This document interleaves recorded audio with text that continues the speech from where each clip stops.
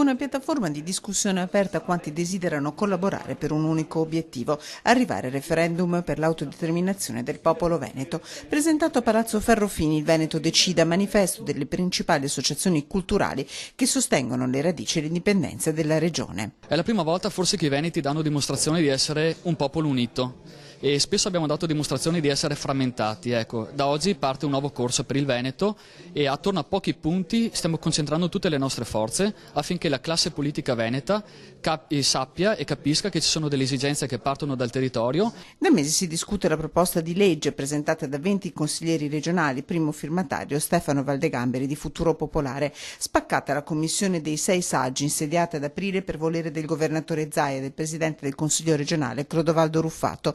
Uno stop solo parziale, precisa uno dei membri, Luca Azzano Cantarutti, presidente di Indipendenza Veneta. La Commissione dei Saggi al proprio interno ha posizioni diversificate, alcuni abbiamo ritenuto che ci sia una strada praticabile per poter indire questo referendum, l'abbiamo messa nero su bianco in maniera molto chiara ai consiglieri regionali e al presidente Luca Zaia che ci ha sempre sollecitato in questo nostro lavoro. Una strada è aperta, adesso diventa una questione di volontà politica. E la politica, che ha incassato i sì di Lega di parte del PDL e ampie aperture dalla sinistra, sarà chiamata a una prima discussione in un Consiglio regionale straordinario martedì 30 luglio.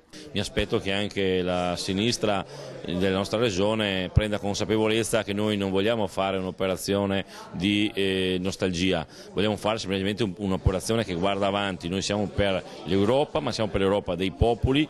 Un referendum da fare, ma non a spese della regione. Per questo dalla Lega arriva una proposta. Noi chiediamo che questo venga fatto anche non a spese della collettività veneta, in maniera di rispettare anche coloro i quali la pensano diversamente. È per questo che noi vorremmo creare una fondazione, abbiamo fatto degli emendamenti al progetto di legge. Appuntamento il 30 luglio, mi auguro per decidere, non semplicemente per discutere.